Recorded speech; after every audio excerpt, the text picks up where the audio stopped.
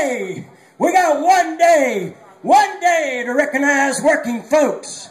Now tomorrow, you get up tomorrow and start celebrating for the next 364 days the CEOs. You get up and you celebrate the powerful corporations for 364 days. You celebrate the millionaires for 364 days. You celebrate the billionaires for 364 days.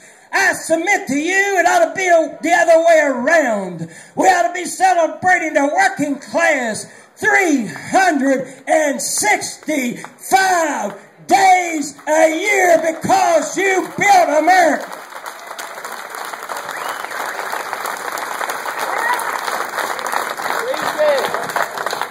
Now, there's a lot of problems in our country. We know that. I criticize our government from time to time, but I've earned the right. Because if I was called out of that crowd as a veteran, I could have walked up here. I'm a Vietnam veteran, 196 Light Infantry Brigade, and I'm very proud of that. I've earned the right to use this microphone, just like old Rush Limbaugh. You know, that's the biggest fat-ass liar in the United States of America.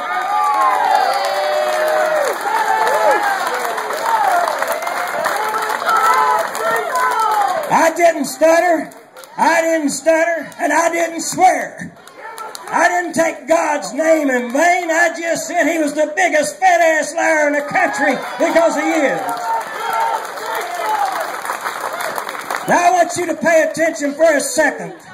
1946.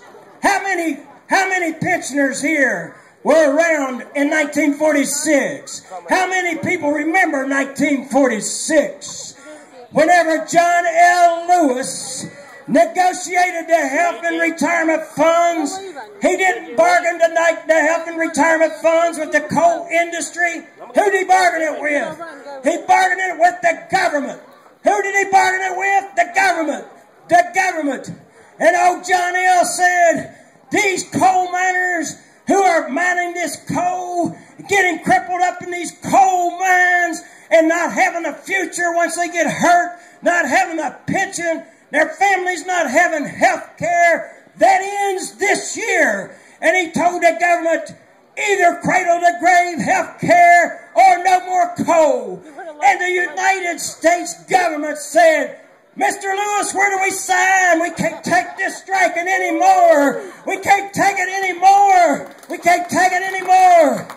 And the government promised cradle-to-grave pensions and cradle-to-grave health care. And I say today, it's been 66 years since John L. got that promise from the government.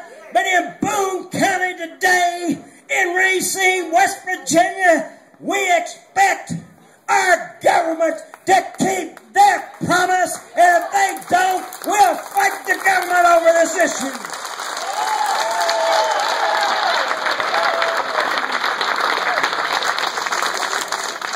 One year later, the coal industry took back the mines, and they made that promise to the coal miners in this country. Cradle-to-grave health care, cradle-to-grave pensions.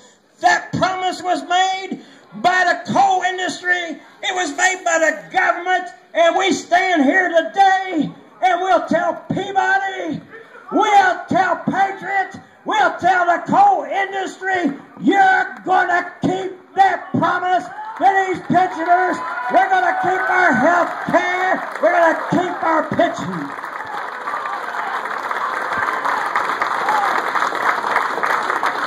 There are those who look at me and say, well, gee, Cecil, I don't know if you've got legal standing here.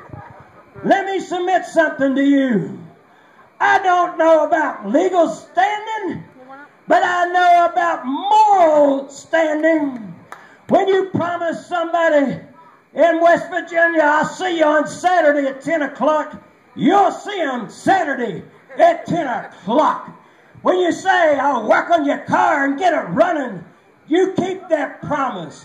And we're going to teach Patriot, we're going to teach Peabody what a promise means to us.